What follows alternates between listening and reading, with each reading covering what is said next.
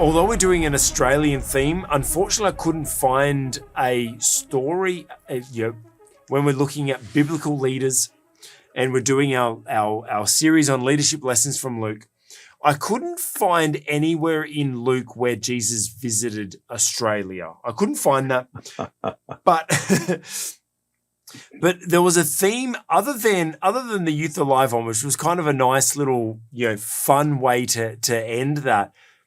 But there's a common thread amongst all of those Australian stories that we spoke about is there always seems to be someone against you. As a leader, we always seem to be facing opposition.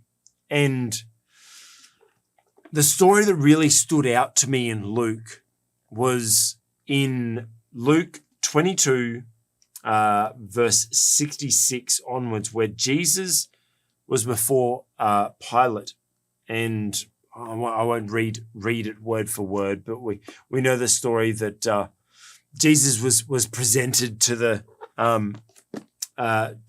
people, and they said, "Yep, kill him, his own people." And they were like, "Well, what about the other guy that we want to Barabbas?" They're like, "No, let him out, let Barabbas out, and kill Jesus." These are the people that Jesus had been healing, he'd been ministering to, he's been supporting their communities, he's been doing nothing but spread love, and even then they're against him. So much so that they want to kill him. Now, I hope that in your leadership position you don't ever face people wanting to kill you literally. But it can feel like that sometimes in leadership. We can feel like the world is against us. Dr. Rod, how do we, while still staying on purpose, like we've spoken about a number of times throughout today, stay on purpose even though people are against us? Well, it's often the most difficult challenge that one faces in leadership. And I think one of the reasons for that is, as human beings, we need to have a sense that we're loved, and we need to feel competent. And when we have a lot of people criticizing us, that can make us develop this sense, well, they don't really like me very much. I don't feel loved. And maybe worse, well, all of these people mustn't think I'm competent. And so that then raises the question in your own mind as to whether or not you're the right person for the role. And it's really difficult to work through that kind of experience. It certainly helps if you're on purpose, if you know what you're doing is what God has assigned you to. Yeah. I had an experience once where I was in a leadership position, and there was a delegation that actually came to my house and said, "Rod, we think you should resign." And wow. I was very strongly convinced, I hope correctly, that it wasn't time for me to resign. And I resisted it. I said no. And so we went on, and I found it very difficult because I felt, oh, wow, these people don't think I'm doing a good job. And that was very, very tough. But I had felt that God had definitely called me to go on this particular journey with an organization. And so I actually stood my ground. I said, well, no, I'm not going to. Now, they could have forced me out, but they didn't. And it was quite interesting because about 4 months later, God spoke to me and said, now is the time to go. And I've had this experience more than once, actually. And it's pretty tough in that interim period between when maybe you come under a degree of attack and then you feel released by God. And maybe sometimes you're never released, and you have to deal with conflict, criticism over quite a long period of time. Now, the interesting thing was, and I don't say this to embarrass anybody or anything like that, but when I did say I did feel that it was time now that I stepped down, the criticism had all died down and I was asked to stay on. Now, I actually think that's a mark of good Yes. leadership. And I think they had recognised by then too, no, this was what God wanted. And, but I did feel that it was time for me to move on. As I say, I mean, I'm still friendly with many of the people involved, even though I'm not living in the same city or anything like that anymore. But it really undermines you.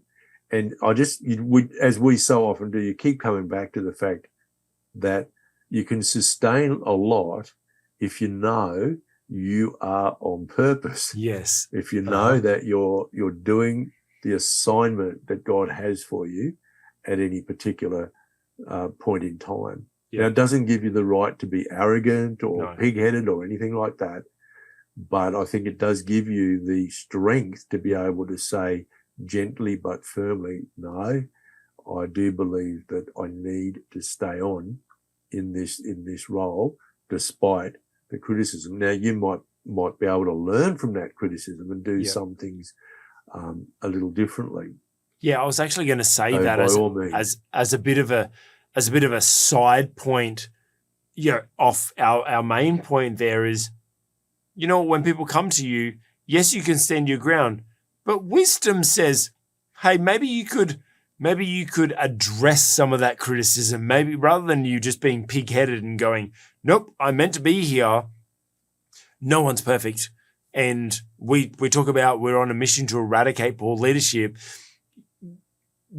A lot of poor leadership, we are displaying ourselves. And so if a group of people come to you addressing a concern, yes, you need to stand your ground, but I think there's wisdom in also going, well, let's discuss this. Let's see if we can find a solution, because maybe there is something that we are doing that we can shift. But back to our main point about being on purpose, I think that obviously you're in that scripture that Jesus knew what his purpose was. He knew he was meant to be going to the cross.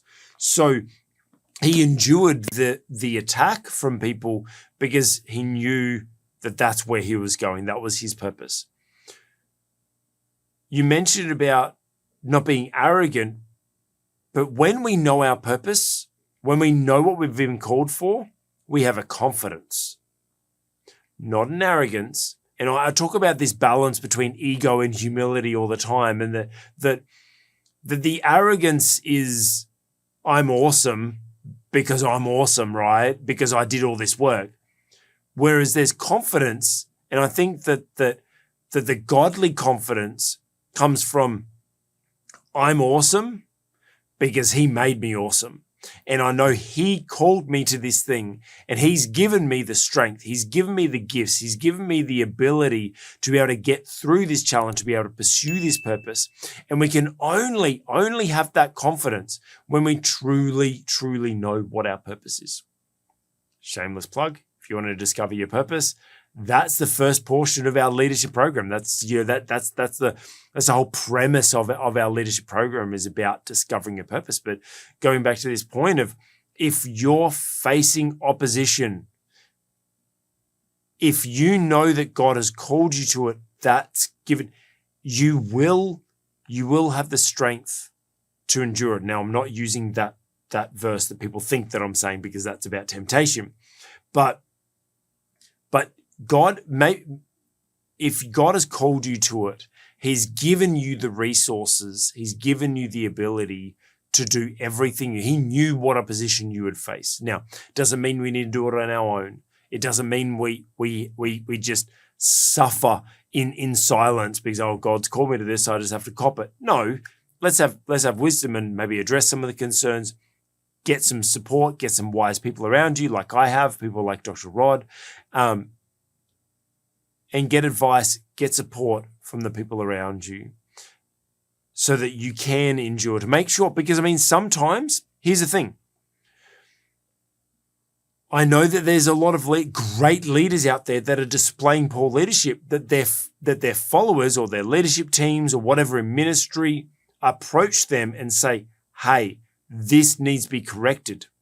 And too often that leader with arrogance says, nope, this is my calling, this is my purpose. Because they're not taking the wisdom and taking the advice of the people around them. They're going, hey, I think there's something that needs to be addressed. So we need those people to make sure we are in line with our purpose, because I actually believe, which we talk a lot about poor leadership, I believe that that's one of the main causes, contributing factors to poor leadership, is when a leader is operating just slightly outside of their purpose, because they're overcompensating, they're insecure, they're whatever it may be, and that's what causes poor leadership. Dr. Rod, closing thoughts on that topic. Well, I guess, hopefully we'll never be put in the same situation that Jesus was. And praise God, he died so that we don't have to go through that same process ourselves. But yes, you're right. He knew his purpose. He knew what his God-given purpose was. And at the end there, of course, the Bible records, doesn't it, that he set his face like flint toward Jerusalem. So nothing was going to deflect him from that purpose. And he endured it for the joy that was set before him. So he was able to endure because he was actually looking forward to the future. Yes. And that was what empowered him to endure. I also think it was quite instructive that when Pilate asked him if he was king of the Jews, he simply said, "It is as you say," or words to that effect, depending on the translation. So when he was confronted with the truth, as it were, that's the truth. Yeah.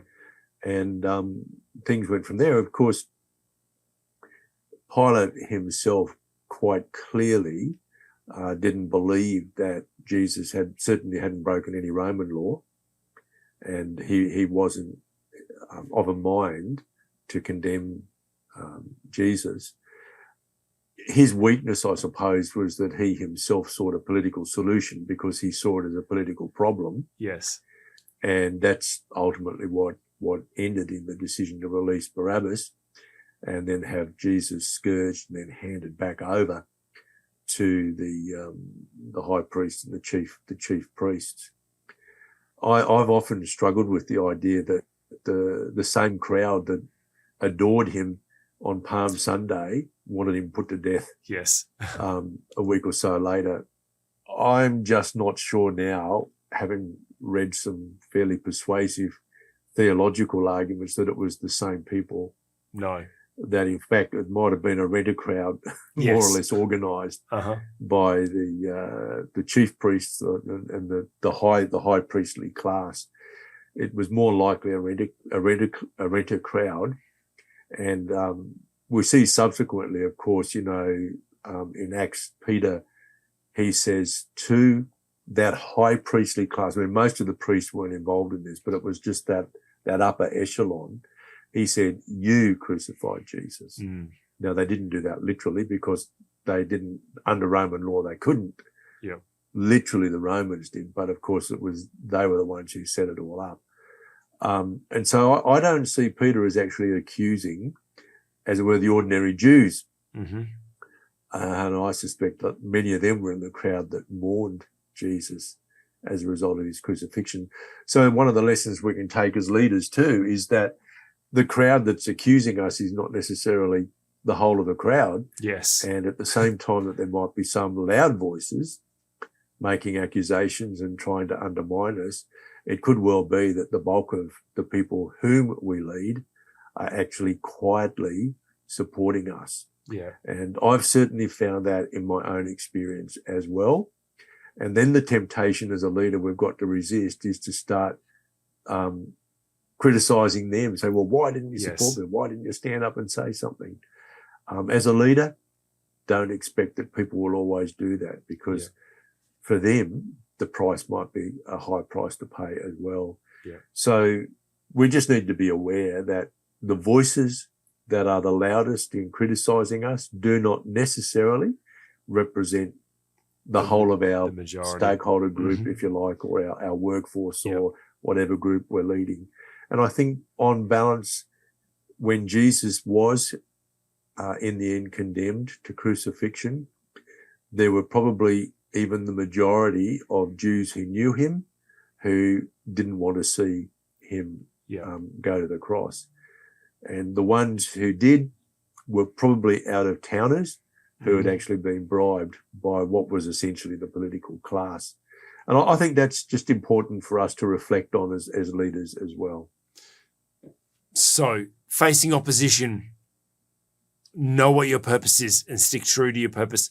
Listen to the objections, because maybe there might be some truth to it, and just know that just because there's a loud minority against you, it doesn't mean that you're doing a bad job, doesn't mean you're a bad person, and doesn't mean that everyone thinks that way about you. I'm sure there's plenty of people that love you and support you, as Dr. Rod said, unfortunately, maybe just quietly, but that's okay. We don't put our faith or we don't put our worth in what other people think of us. We put our worth, our importance on the worth that Jesus puts on us. And he put a lot of worth on us because he died for us. He values you a lot, and he's called you to a great, important purpose. Hey, you've just watched an excerpt from the On the Cube Leadership podcast. If you've liked that, give it a thumbs up. If you've got any thoughts of how it challenged or helped your leadership, put a comment below. And we'd be honored if you would consider subscribing for more leadership content. Also, make sure you check out the playlist for more episodes like this.